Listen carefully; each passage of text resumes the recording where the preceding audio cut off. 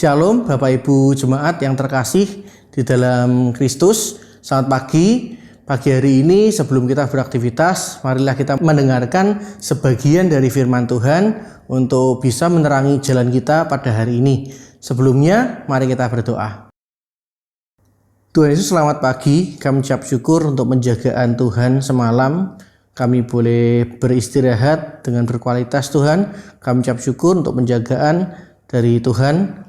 Dan kiranya Tuhan memberkati Tuhan ketika hari ini kami ingin beraktivitas. Tuhan yang memberkati, Tuhan yang menyertai supaya apa yang kami boleh lakukan hari ini bisa menjadi berkat untuk orang lain. Dan sebelumnya Tuhan, kami ingin mendengarkan sebagian dari firman Tuhan. Tuhan kiranya memberikan kami hikmat supaya kami boleh mengerti apa maksud Tuhan melalui firman hari ini. Terima kasih Tuhan Yesus, hanya dalam nama Tuhan kami, Yesus Kristus Allah kami yang hidup, kami berdoa dan mengucap syukur. Amin. Bapak Ibu Jemaat yang terkasih, tema perenungan kita pada pagi hari ini adalah pengenalan yang mulia. Kita akan baca dari surat Paulus kepada jemaat di Filipi pasal yang ketiga, ayat ke-7 dan ayat yang ke-8. Saya akan bacakan bagi kita semuanya. Tetapi apa yang dahulu merupakan keuntungan bagiku, sekarang kuanggap rugi karena Kristus. Malahan, segala sesuatu kuanggap rugi, karena pengenalan akan Kristus Yesus Tuhanku lebih mulia daripada semuanya. Oleh karena dialah aku telah melepaskan semuanya itu dan menganggapnya sampah, supaya aku memperoleh Kristus. Demikian firman Tuhan. Syukur kepada Allah. Ibu Bapak Jemaat yang terkasih di dalam Tuhan Yesus Kristus, seorang pengkhotbah asal Inggris bernama Charles Spurgeon dalam khotbahnya pernah menceritakan sebuah kisah tentang kapal yang pergi berlayar. Bersama dengan kapal yang pergi berlayar itu, turut diangkut pula besi baja, sejumlah tong-tong besar berisi tepung, minyak, dan bahan-bahan pangan lainnya yang memiliki nilai jual yang tinggi. Akan tetapi di tengah perjalanan angin kencang datang menghantam kapal itu.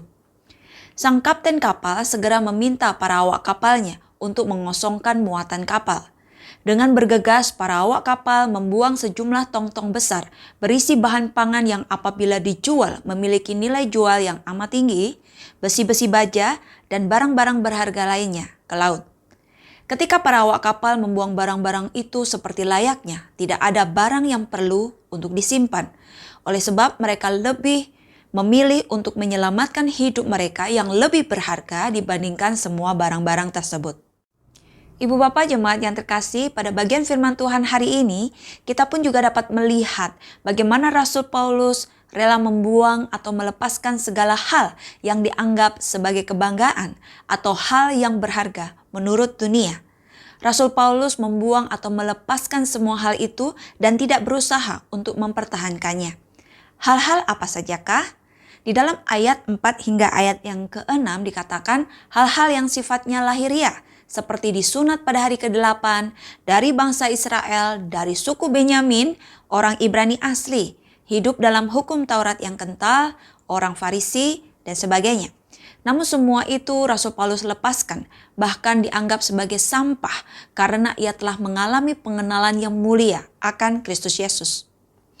Sebagai anak-anak Tuhan, hal-hal lahiriah apakah yang masih kita pegang erat?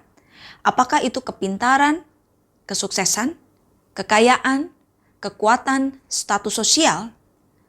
Ketika kita masih memegang erat hal-hal yang bersifat lahiriah tersebut, maka kita akan kehilangan hadiah besar yang Kristus sediakan bagi setiap orang yang percaya kepadanya, yaitu kehidupan yang kekal.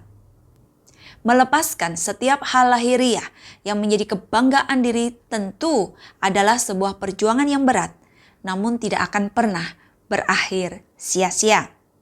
Pengenalan yang mulia akan Kristus Yesus membawa kita pada kehidupan yang sejati. Amin. Mari kita berdoa.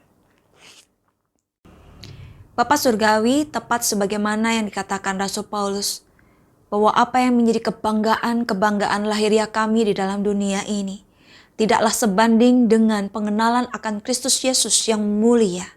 Itu jauh lebih berharga, lebih bernilai, kekal, bagi kami. Terima kasih karena Tuhan izinkan untuk kami semua boleh mengenal Tuhan Yesus Kristus dan menerima kasih karunia, anugerah keselamatan. Dan biarlah kami boleh semakin hari, semakin memiliki kerinduan untuk hidup mendekat kepadamu ya Allah. Hidup semakin hari semakin mengenal Engkau di dalam pengenalan yang baik, pengenalan yang benar akan Engkau.